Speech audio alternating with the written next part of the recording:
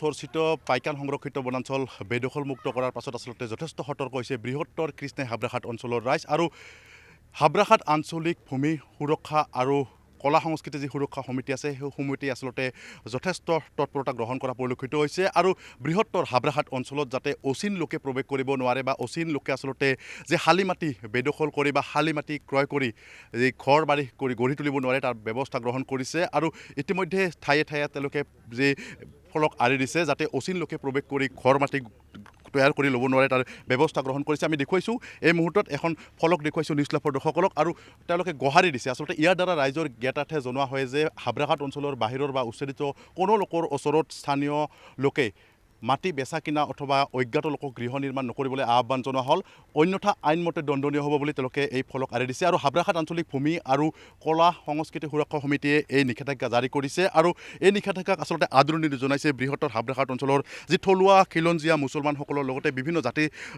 ধৰ্মৰ লোকসকলে মই কথা পাতিম কেইবাগৰাকীও স্থানীয় লোক উপস্থিত আছে দাদা এই কি ক'ব গোটেই বিষয়টো আপোনালোকে যথেষ্ট তৎপৰ হৈছে হয়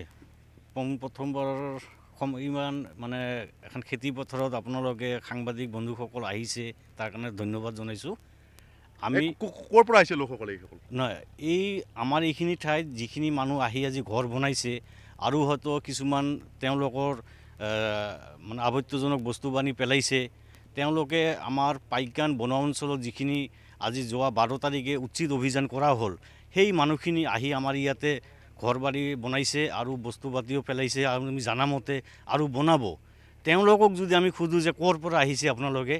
আপোনাৰ নাম কি তেওঁৰ নামটো কি কয় সঁচা না মিছা সেইটোৰ ওপৰতো আমাৰ সন্দেহ আছে 2 নম্বৰ কথা আমি গম পোৱা মতে বিলাসীপাৰাৰ পৰাও আহিছে চিৰাকুটাৰ পৰাও আহিছে আৰু আপোনাৰ গৰুখুটিৰ পৰা অহা বুলি এটা আমি আহি আছে আৰু আমি ইনফৰমেশ্যন পাই আছোঁ আৰু ইয়াৰ লগতে মই এটা কথা মই ক'ব বিচাৰোঁ যে এই বৃহৎ আমাৰ সমস্যাখিনি লৈ আমি আমাৰ মাটিয়া চাৰ্কল অফিচাৰক আমি অৱগত কৰিছোঁ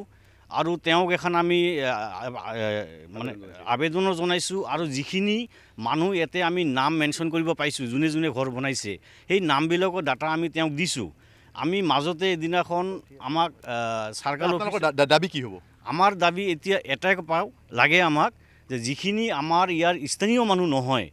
আমি সেই বাহিৰা মানুহখিনিক আমি ইয়াতে ঘৰ বাৰী বনাই বসবাস কৰিব নিদিওঁ কাৰণ আমি ইয়াতে যিখিনি আমি থলুৱা মানুহখিনি আছোঁ হিন্দু মুছলিম আমি সকলোৱে ভাতৃত্বৰ দৰে আমি চলি আছোঁ মোৰ নাম ৰেজাবুদ্দিন আহমেদ পৰৱৰ্তী সময়ত আপোনাক দাদা কি ক'ব গোটেই বিষয়টো এতিয়া থলুৱা খিলঞ্জীয়া মুছলমানসকলে তেওঁলোকে যথেষ্ট সতৰ্ক হৈছে অচিন লোকৰ প্ৰৱেশ নিষেধাজ্ঞা কৰিছে যিহেতু বৃহত্তৰ হাবৰাঘাট অঞ্চল বিভিন্ন জাতি ধৰ্মৰ লোকসকলে বসবাস কৰি অঞ্চলত অচিন লোকৰ প্ৰৱেশ নিষিদ্ধ কৰিছে আপোনালোকে হয় মোৰ নাম ৰোশন আলী আহমেদ হয় তেওঁলোকৰ আগ্ৰাসনত আমি বহুত শংকিত আৰু ভয় অনুভৱ কৰিছোঁ কাৰণ আপোনালোকে চাব এদি অলপ আগতে মইনামতি বান্ধটো আৰু কিবা কাৰণত মইনামতি বান্ধটো ভাঙি গ'লে গোটেইখিনি পানী এইখিনিতে ফ্লাড হৈ গুচি যায় এইটো পানী যোৱা ৰাস্তাহে আচলতে কিন্তু তেওঁলোকে ঘৰ বনাই এই পানী যোৱা ৰাস্তাটো বন্ধ কৰি আছে লাহে লাহে সেইকাৰণে আমি ভয় খাই তেওঁলোকক বাধাৰ আজ্ঞা কৰিছোঁ অতি সহজতে তেওঁলোকক ঘৰ বনাবলৈ ইয়াত দিয়া নহ'ব মই এইটো দেখাব খুজিছোঁ ৰাস্তাটো এইটো পূৰ্বৰ পৰা চলি আহিছে গৌবাট এই নতুন মানুহ সোমাই গৌবাটটো ব্লক কৰি দিছে এনেকুৱা যধে মতে ঘৰ বনাইছে আৰু গৌবাট এনেকৈ জলাশয় বা অলপ সাজ মাটি য'ত পাইছে তেওঁলোকে সেইখিনি গোটেই নিজৰ কব্জাত ল'বলৈ চেষ্টা কৰি আছে আমাৰ সাধাৰণ ৰাইজ নিমাত কিন্তু এতিয়া আৰু আমি নিমাত নহওঁ আমি সহজতে এই আমাৰ যি পৈতৃক সম্পত্তি পূৰ্বৰ পৰা অহা সম্পত্তি জলাশয় সাজ মাটি বা গৌবাট খেতি পথাৰ পানী ওলাই যোৱাৰ বান ডং এইবিলাক আমি সুৰক্ষিত ৰখাৰ কাৰণে আজি একগোট হৈছোঁ হয় নিশ্চিতভাৱে অকল যে হিন্দু লোকসকলেও নহয় আচলতে থলুৱা যিসকল খিলঞ্জীয়া মুছলমান তেওঁলোকো আচলতে আজি সংকটৰ গৰাহত কিয়নো অচিন লোকৰ প্ৰৱেশক লৈ তেওঁলোকে যথেষ্ট শংকিত হৈছে তেতিয়া আপোনাক আখলাইছোঁ কি ক'ব বৃহত্তৰ হাবৰাঘাট অঞ্চলৰ এটা সুকীয়া পৰিচয় আছে আজি অস্তিত্বৰ সংকটৰ নমস্কাৰ তাৰমানে আমাৰ এই হাবৰাঘাট বুলি ক'লে বৃহৎ এটা এলেকা হয় ইয়াত আমি হিন্দু মুছলিম চব জাতি জনগোষ্ঠী বসবাস কৰি আছোঁ আৰু এইটো এই পাইকান উচ্ছেদৰ পিছৰ পৰা এই জেগাটো অলপ বহুত শংকিত হৈ পৰিছে ৰাইজে তাৰমানে এই যিবিলাক লোক আহিছে ইয়াত তেওঁলোকে নিজে মুখেৰে আমি শুনিব পাইছোঁ কোনোবা হ'ল মানকাচৰৰ কোনোবা চাউথ চালমাৰা ধুবুৰী বিলাচীপাৰা এই আদিৰ পৰা আহিছে এতিয়া ক'ৰ পৰা আহিছে আমি নাজানো গতিকে আমাৰ যিহেতু খেতি পথাৰ এই খেতি পথাৰখিনি যদি আমাৰ ভৱিষ্যত যদি নোহোৱা হৈ যায়, আমাৰ ভৱিষ্যত ল'ৰা ছোৱালী প্ৰজন্ম বহুত অন্ধকাৰ হৈ যাব।